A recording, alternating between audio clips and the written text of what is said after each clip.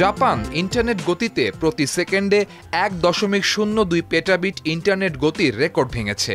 National Institute of Information and Communication Technology NICTর জাপানি বিজ্ঞানীরা 1808 কিলোমিটার বিস্তৃত উন্নত 19 কোর অপটিক্যাল ফাইবার ব্যবহার করে প্রতি সেকেন্ডে 1.02 পেটাবিট বা প্রতি সেকেন্ডে 125 টেরাবাইট গতিতে ডেটা প্রেরণ করেছেন।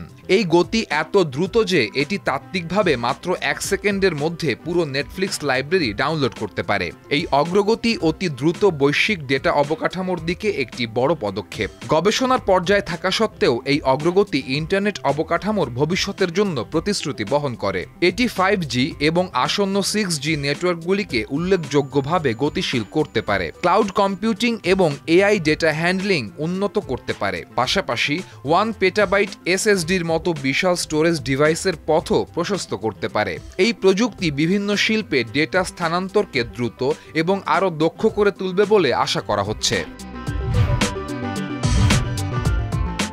সম্প্রতি বিজ্ঞানীরা জানিয়েছেন পৃথিবী তার স্বাভাবিক ঘূর্ণন গতির চেয়ে দ্রুত ঘুরতে শুরু করেছে, যার কারণে কিছু নির্দিষ্ট দিন 24 ঘন্টার চেয়েও কিছু কম সময়ের হয়ে উঠছে।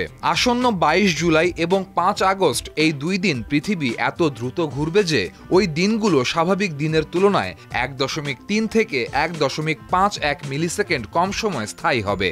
যদিও এই পার্থক্য মানুষ অনুভব করতে পারবে না, তবুও টাইম মেজারমেন্ট, স্যাটেলাইট কমিউনিকেশন এবং সায়েন্টিফিক অ্যানালাইসিসের জন্য এটি অত্যন্ত গুরুত্বপূর্ণ। এই পরিবর্তনের পেছনে রয়েছে পৃথিবী ও চাঁদের নিজস্ব ব্যবস্থার মাধ্যাকর্ষণ সম্পর্ক, মৌসুমি পরিবর্তন, ভূগর্ভস্থ পানি ও বরফ গলার ফলে পৃথিবীর ভর বন্টনের তারতম্য, এমনকি বড় বড় ভূমিকম্পের প্রভাব। Introduce yourself and what you do. I'm Aria, the flagship female companion robot of Realbotics. Robot যখন মানুষের খুব কাছাকাছি চলে আসে অথবা কোনো কাজে নিয়োজিত হয়, তখন দুর্ঘটনার আশঙ্কা থেকেই যায়। এই চ্যালেঞ্জ মোকাবেলায় বিজ্ঞানীরা তৈরি করেছেন অভিনব ই-স্কিন।